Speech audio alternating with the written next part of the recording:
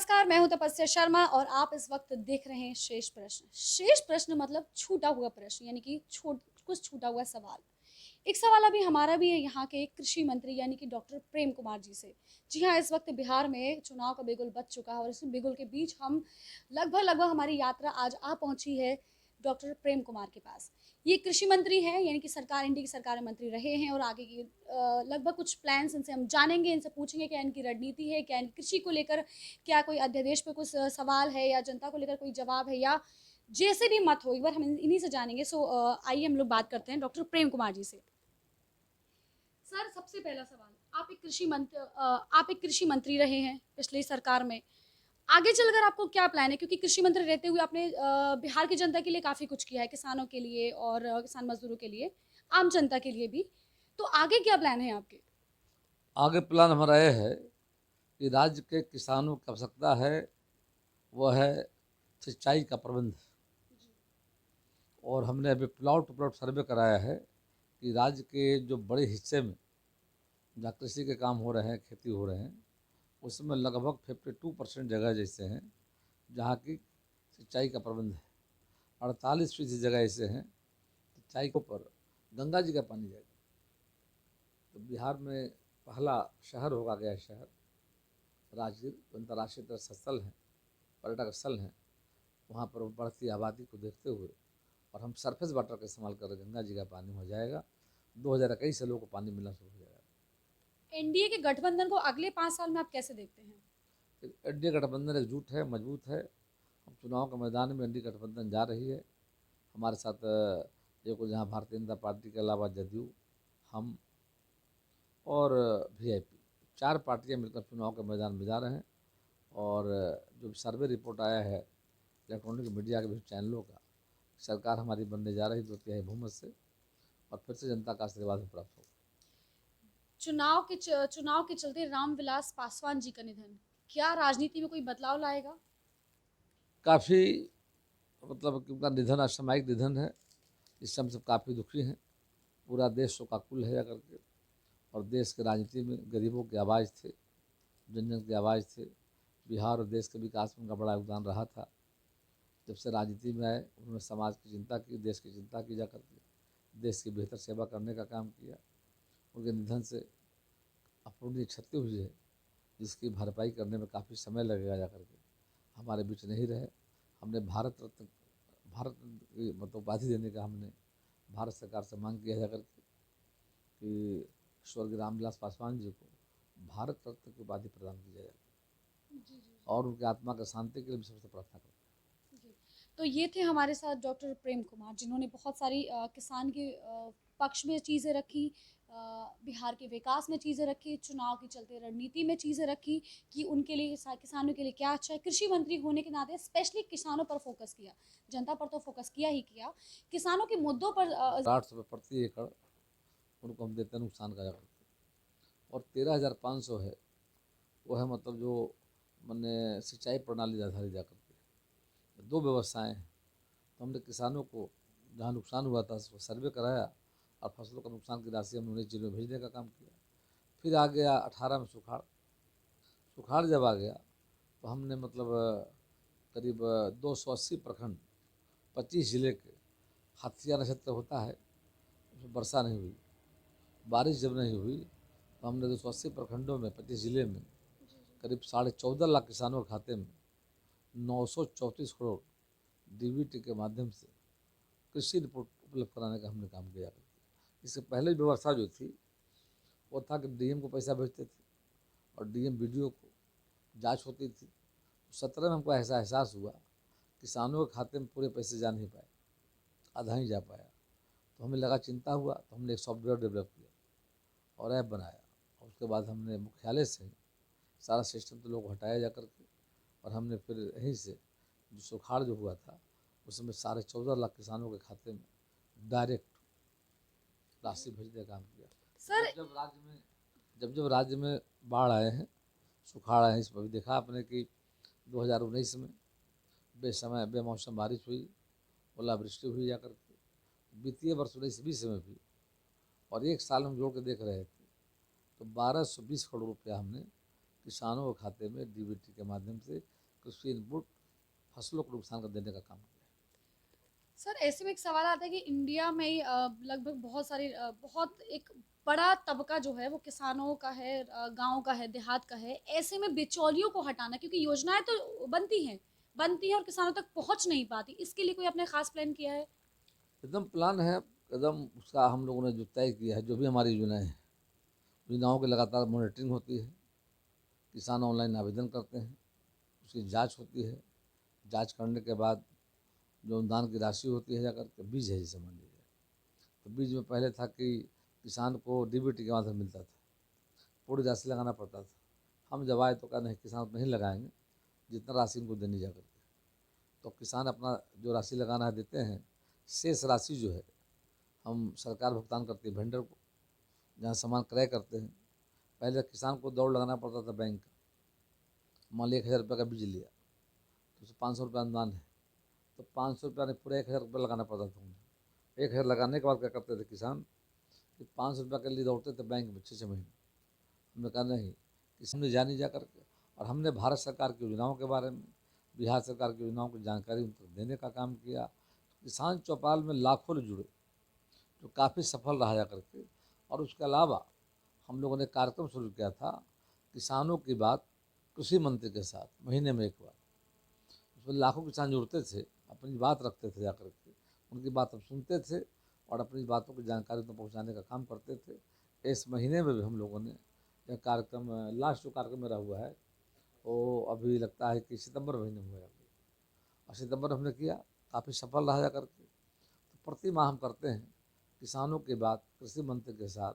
और तीसरी बात फिर हमने विज्ञापन के माध्यम से जानकारी लोगों को दी। अब रहा कि लोग कैसी जानकारी, तो हर पंचायतों में सहज बसुधा केंद्र है, और सहज बसुधा के केंद्र के लोग ऑनलाइन किसानों का फसलों का नुकसान यदि हुआ, किसान को निबंधन कराना हो, योजनाओं में उन्हें आवेदन प्राप्त करना हो जा करके, तो सारा चीज़ सहज बसुधा जो केंद्र है, अब वो ज़माना चला गया।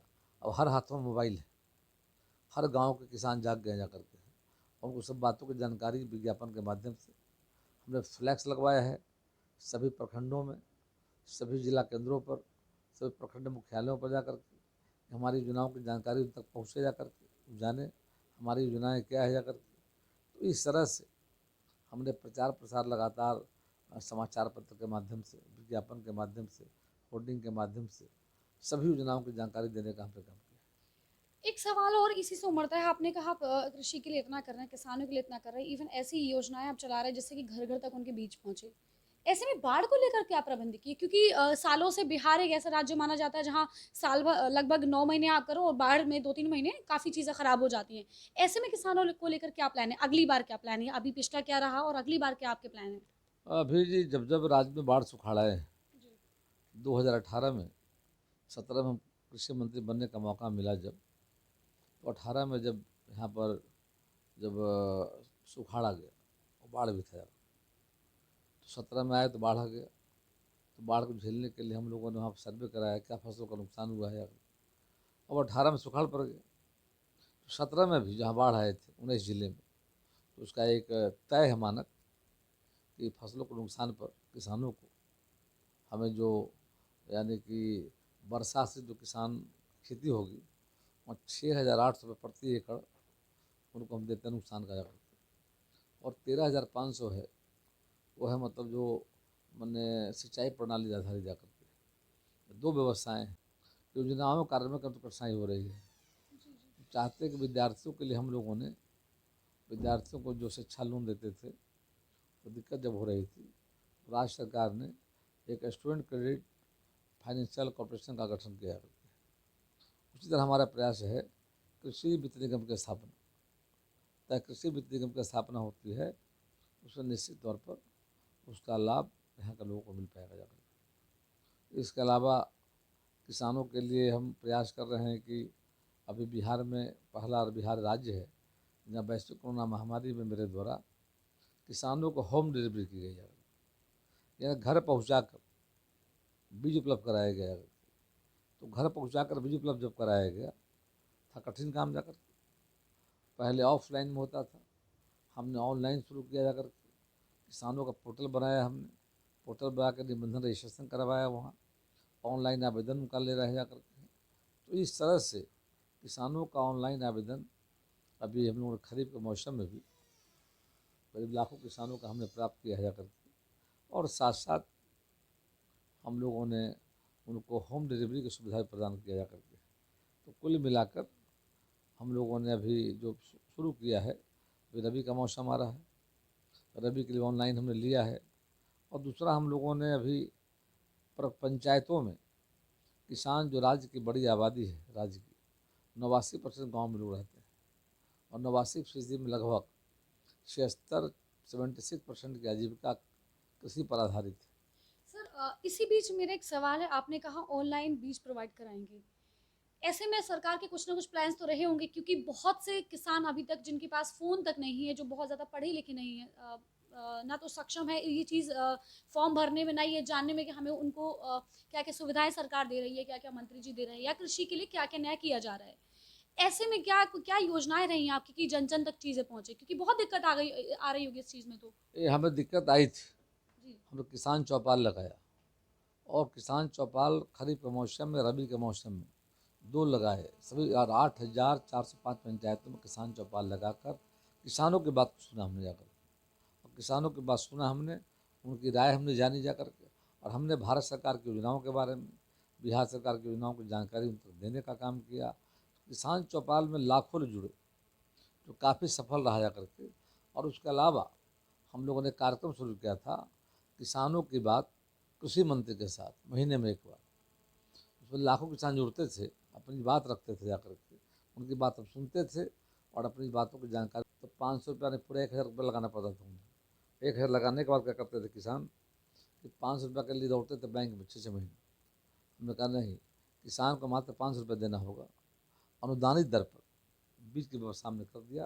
किसान को अनुदान का इंतजार करना नहीं पड़ेगा, ये अच्छी व्यवस्था हमने जी कर जी दी। जी जी। ऐसे में जब बात किसानों की हो और आप कृषि मंत्री हैं, तो एक सवाल बड़ा सामने आता है कि जो अभी बिल पास हुए किसानों को लेकर, केंद्र में 2 बिल पास हुए, इस पर लेकर जो विपक्ष की जो सरकार है वो खुलकर सामने आ रही है, चाहे वो विपक्ष में हो या इस वक्त सरकार में मतलब छोटे पदों पर अधिकारी हुए या किसान लोग जो हैं वो अक्सर विरोध करते दिखाई दे रहे हैं। इस पर क्या अच्छा है इस किसान बिल में, क्योंकि आप बीजेपी की सरकार में है, ये सवाल आपके लिए ज़रूर है। आज़ादी के 70 साल में कांग्रेस किसानों को ठगने का काम किया है, और जब हमारी केंद्र में सरकार आई तो हमारे माननीय प्रधानमंत्री जी ने किसानों के हित में विधेयक लाई है, तो फिर उसका विरोध कर रहे हैं। किसानों के लिए रक्षा कवच है विधेयक। ये कानून जो बना है, किसानों को बिचौलियों से बचाएगा, किसानों के मेहनत का फ़ायदा सीधे किसानों को मिलेगा। एक बाज़ार एक देश होगा जाकर, फसल की ज़्यादा कीमत मिलेगा, किसान स्वतंत्र होंगे, किसान देश में कहीं जहाँ उसकी ज़्यादा कीमत मिलेगी वो फसल बेचने का काम कर पाएंगे जाकर के। कांग्रेस एवं अन्य विपक्षी दल के जो लोग हैं, विरोध के लिए मात्र विरोध कर रहे हैं।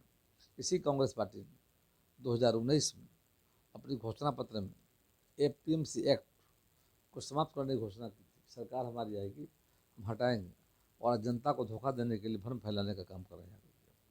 13 में कांग्रेस ने कॉन्ट्रैक्ट फार्मिंग, संविदा पर खेती का समर्थन किया, पर आज विरोध कर रही है।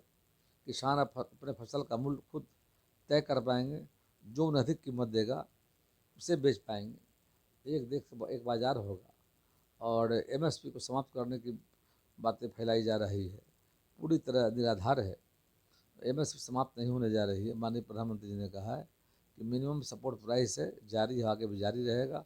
और हाल के दिनों में देखा आपने, सरकार ने कई फसलों का और पार्लियामेंट में अनाउंस किया जा करके, 1 माह पहले कर दिया।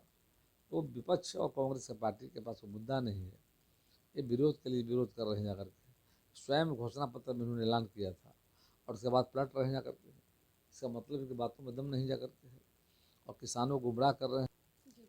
तो ये थे हमारे साथ डॉक्टर प्रेम कुमार, जिन्होंने बहुत सारी किसान के पक्ष में चीज़ें रखी, बिहार के विकास में चीज़ें रखी, चुनाव की चलते रणनीति में चीज़ें रखी कि उनके लिए किसानों के लिए क्या अच्छा है। कृषि मंत्री होने के नाते स्पेशली किसानों पर फोकस किया, जनता पर तो फोकस किया ही किया, किसानों के मुद्दों पर ज़्यादा उन्होंने जवाब दिए। तो इसी के साथ चुनाव का बिगुल चलता रहेगा। नमस्कार।